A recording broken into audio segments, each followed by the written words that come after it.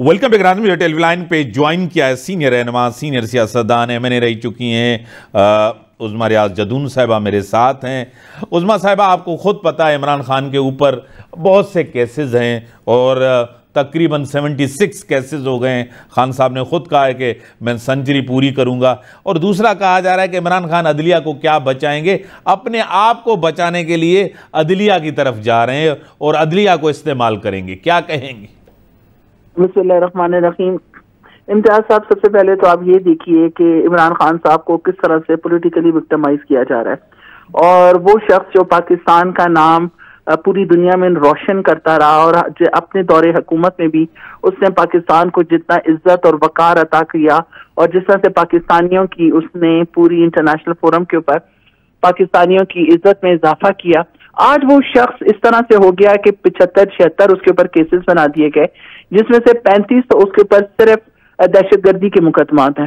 तो ये सारी चीजें तमाम लोगों को पता भी हैं कि जी इस वक्त खान साहब को पॉलिटिकली विक्टिमाइज किया जा रहा है और वो ये समझ रहे हैं कि इस किस्म की हरकतें करके, इस तरह के मुकदमात बना के आप खान की पॉपुलैरिटी को कम कर सकते हैं। ये इनको समझ नहीं आ रहा कि इस किस्म की चीजों से खान साहब की पॉपुलैरिटी में इजाफा हो रहा है। दूसरी बात ये है, बिल्कुल जी, अगर कहते हैं ना कि अगर इंसाफ का निज़ाम किसी भी मुल्क के अंदर अगर इंसाफ का निज़ाम नहीं है तो फिर वो मुल्क नहीं रहता। तो बिल्कुल हमें अपनी अदालतों से उम्मीद है कि वो सही फैसले करते हुए पाकिस्तान की भलाई के लिए, पाकिस्तान की आवाम की भलाई के लिए फैसले करेंगे। और इंशाअल्लाह ताला पाकिस्तान को ये जो इस वक्त जो सिचुएशन बनी हुई है और जो पीडीएम जो कुछ कर रही है, इसका सिंपल हल यही है कि जी फ्री एंड फेयर जल्द से जल्द इलेक्शन करा दिए जाए। अगर आप फ्री एंड फेयर इलेक्शन करा देते हैं, चाहे कोई भी जमात आती है तो ठीक है, उसको हुकूमत दी जाए और उसके बाद हुकूमत जो भी पार्टी हुकूमत में आती है वो अपनी पॉलिसीज को लेकर चले। लेकिन इस वक्त जो सिचुएशन चल रही है, पाकिस्तान माशी तौर पे बद से बदहाल होता जा रहा है। यहाँ पे लोगों की हालतें ये हैं कि वो बद से बदतर होते जा रहे हैं। लोग इस वक्त रोटी को तरस रहे हैं। तो ये सब कुछ अगर जो कुछ भी हो रहा है ये सिर्फ और सिर्फ सियासी अदम इस्तेहकाम की वजह से हो रहा है। तो मैं ये समझती हूँ इस वक्त तमाम लोगों को, तमाम इदारों को इस चीज को सोचना चाहिए, जल्द से जल्द इंतखाबात कराने चाहिए ताकि पाकिस्तान दोबारा से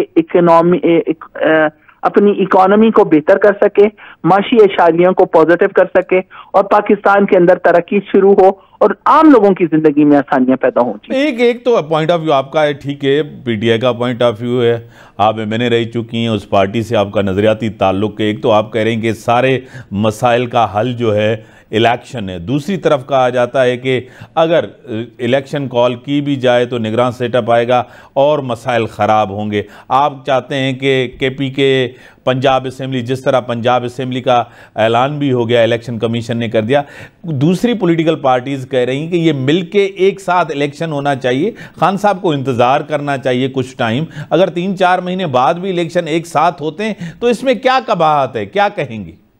देखें जी, सबसे बड़ी बात यह है कि अगर आपके मुल्क के अंदर स्टेबिलिटी नहीं है तो कोई भी इन्वेस्टर आपके मुल्क में आके इन्वेस्ट नहीं करेगा, पहली बात। दूसरी बात यह है कि अदम इस्तेहकाम होने की वजह से इस वक्त आप देख रहे हैं कि लोग माशी तौर पे कितने बदहाल होते जा रहे हैं।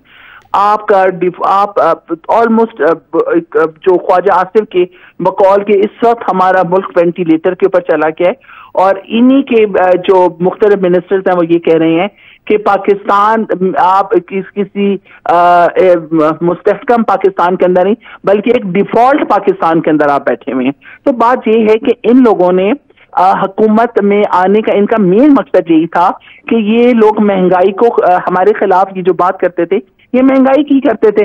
हमने जिस तरह से लोगों को फैसिलिटेट किया, जिस तरह से हमने महंगाई को कंट्रोल किया, आज उसका भी इल्जाम हमें देते हैं। और आज वो मरियम नवाज साहिबा जो कहा करती थी कि हम आए तो तरक्की जो है वो महंगाई को हम रिवर्स गेयर लगाएंगे और तरक्की को हम गेर में लेकर जाएंगे, लेकिन वो भूल गई। जिस वक्त वो आई, उनके चचा जब इक्तदार में आए तो वो महंगाई को इन्होंने 5वां गेयर लगा दिया और तरक्की को ये रिवर्स गेयर में लेकर चले गए।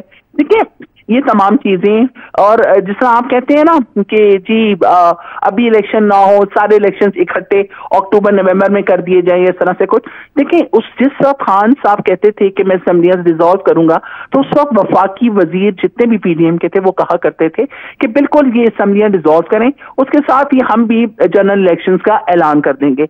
ये राना सनाउल्लाह की भी स्टेटमेंट मौजूद है, मरियम नवाज साहिबा की भी स्टेटमेंट मौजूद है, और इसी तरह से पीडीएम के मुख्तलिफ आला जो उनके लीडर्स थे उनकी स्टेटमेंट्स भी मौजूद हैं। लेकिन आज जब हमने दोनों असेंबलियां डिसॉल्व कर दी अकॉर्डिंग टू जो रूल आप कह लें या लॉ कह लें, और एक जो अकॉर्डिंग टू कॉन्स्टिट्यूशन आपने ये जो इलेक्शन है 90 दिन के अंदर अंदर करवाने, तो फिर इसके ऊपर डिले करने का मकसद मुझे समझ नहीं आता। और दूसरी बात यह है कि आप लोग जितना टाइम लेते जा रही है, पीडीएम की हुकूमत जितना टाइम लेती जा रही है, उसके साथ साथ पाकिस्तान जो है वो माशी तौर पे बहुत ज्यादा पीछे जाता जा रहा है। लोगों के हालात आप देख लीजिए, एक रोटी जी, और जिसकी मैं समझती हूँ जो 35 रुपए की रोटी है उसका वजन भी पूरा नहीं है। तो एक मजदूर जो दिन का 300-400 रुपया कमाता है, मुझे आप ये बताएं ना कि वो तो 2 रोटियां भी तरीके की नहीं खा सकता, वो उसके साथ उसकी बीवी है, उसके बच्चे हैं। आप मुझे बताएं इस वक्त ये पीडीएम की हुकूमत पाकिस्तान को कहां लेकर जा रही है? मैं ये समझती हूँ, लोग ये समझते हैं, खान साहब ये समझते हैं जल्द से जल्द इलेक्शन हो ताकि इस हुकूमत से लोगों की जान छूटे और पाकिस्तान किसी माशी तौर पे स्टेबल हो, पॉलिटिकली स्टेबल हो, और पाकिस्तान के अंदर अमन और अमान कायम हो सके। इस वक्त आप देख रहे हैं हालात, लोग खुदकुशियां कर रहे हैं, और किस तरह से कल आप देख रहे हैं परसों जो कुछ जमान पार्क के अंदर हुआ, मैं इस पे आता हूं, मैं इस पे सवाल कर रहा हूं, पूरा इसके ऊपर सवाल। एक, खान साहब जिस तरह आप कह रही हैं कि पॉपुलर है, तहरीक इंसाफ पॉपुलर है, खान साहब के ऊपर इतने केसेस हैं, कानूनी मुश्किलात में इजाफा हो रहा है, आप भी जानती हैं, मैं भी जानता हूँ। आपको पता है कि इस केसेस के होते हुए खान साहब ने एक रैली कॉल की थी, वो रैली भी नहीं कर सके, वो बाहर जमान पार्क से निकल भी नहीं सके। ऐसी मुश्किलात में अगर इलेक्शन होते हैं तो खान साहब किस तरह कैंपेनिंग करेंगे? खान साहब किस तरह आवाम में जाएंगे, पब्लिक में किस तरह जाएंगे? उसके लिए तो मसाइल हैं। आपको वैसे भी आपको पता है कि बल्दियाती इलेक्शन के अंदर, आपको मकानी इलेक्शन के अंदर, सिंध के अंदर इतना बड़ा जो है पोल्स में आपको जो है शिकस्त हुई है आपको लोकल में, तो आपको वो शिकस्त भी आपको कराची के अंदर मिली है, हैदराबाद के अंदर मिली है। अगर खान साहब नहीं निकलते तो लोग किस तरह आगे बढ़ेंगे, आपको वोट देंगे बाई इलेक्शन में?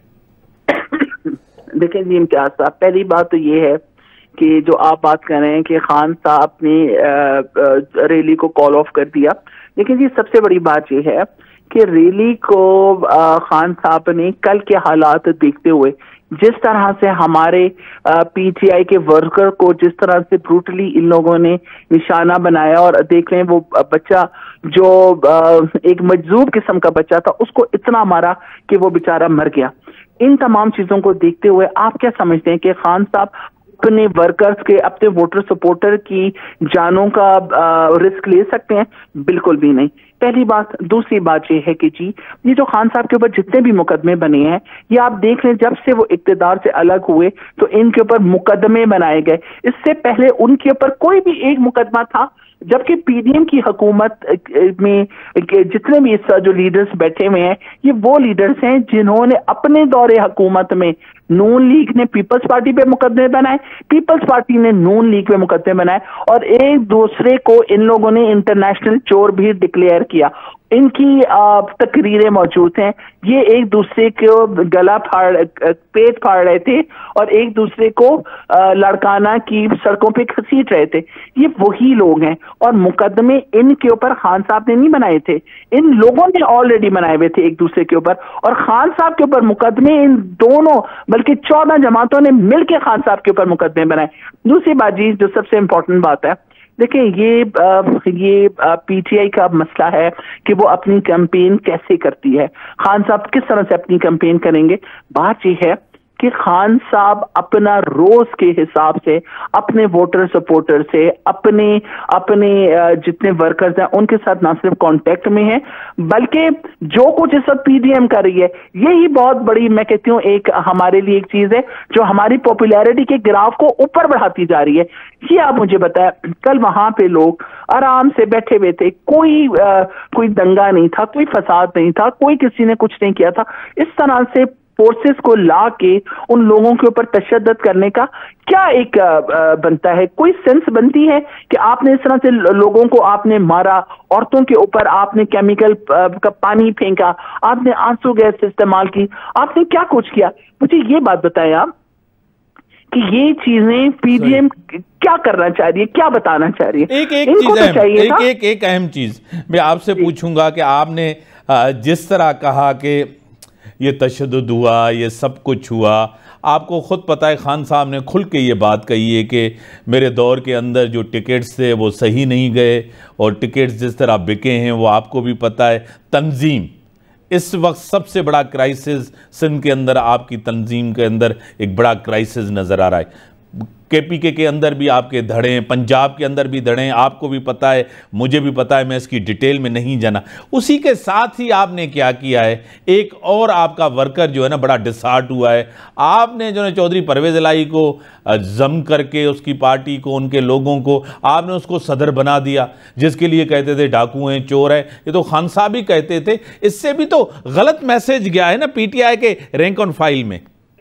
देखें जी, जो बात आपका नहीं है कि जी हमने डाकू और चोर कहा परवेज इलाही साहब को और आज हमने उनको सदर बना दिया, लेकिन आपने ये देखा कि इस वक्त जो जितने मुश्किल हालात पंजाब के अंदर खान साहब के लिए थे, उन मुश्किल हालात के अंदर जिस तरह से परवेज इलाही और मोहन्नस इलाही साहब खान साहब के साथ खड़े रहे, ये भी बहुत बड़ी बात है जी।